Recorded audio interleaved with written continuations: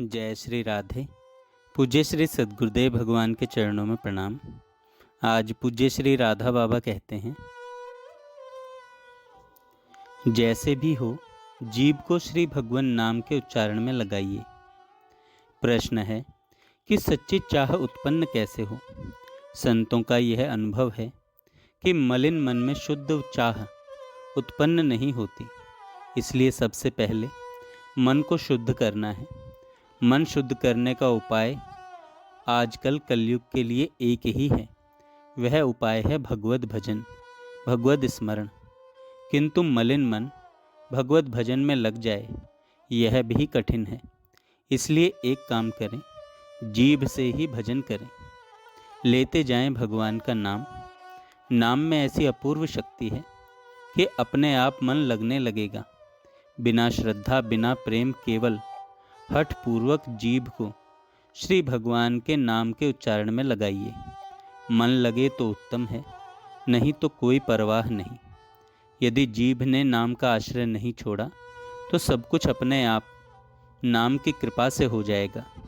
श्री रामकृष्ण परमहंस जी महाराज ने कहा, कोई अमृत के कुंड में उतरकर अमृत पान करे, अथवा पैर फिसलकर गिर पड़े, अथवा किसी के धकेल देने पर गिर पड़े, अथवा जानबूझकर जबरदस्ती उसे उस कुंड में गिरा दिया जाए, यदि अमृत का संस्पर्श हुआ तो गिरने वाला चाहे किसी प्रकार से गिरा हो, अमर हो जाएगा।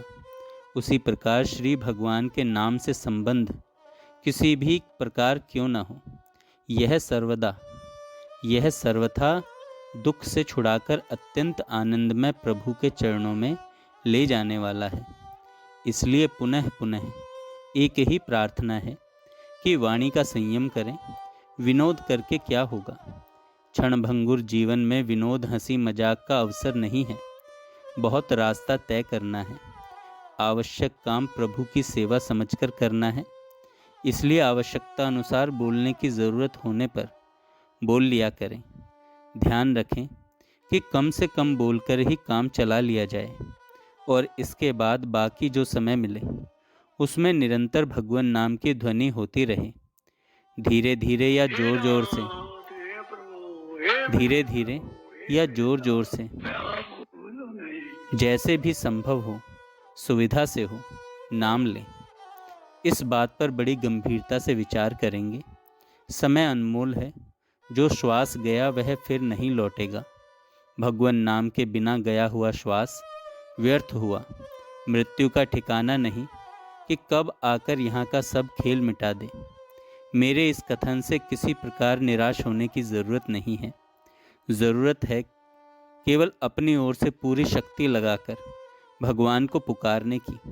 हमारी शक्ति चाहे कितनी भी कम क्यों ना हो, यदि भगवान में लगा दी जाए, अर्थात भगवान की शक्ति से संयुक्त कर दी जाए, तो फिर उसी क्षीण शक्ति की ताकत इतनी बढ़ जाती है कि उसके द्वारा हम अपनी बुराइयों को दूर करके सर्व दुर्लभ भगवत चरणों को प्राप्त कर सकते हैं।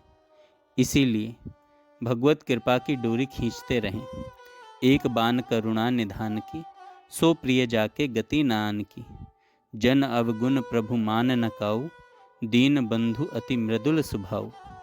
ऐसी कवन प्रभु की रीति, बिरद हेतु पुनीत परिहरि पावरन पर प्रीति।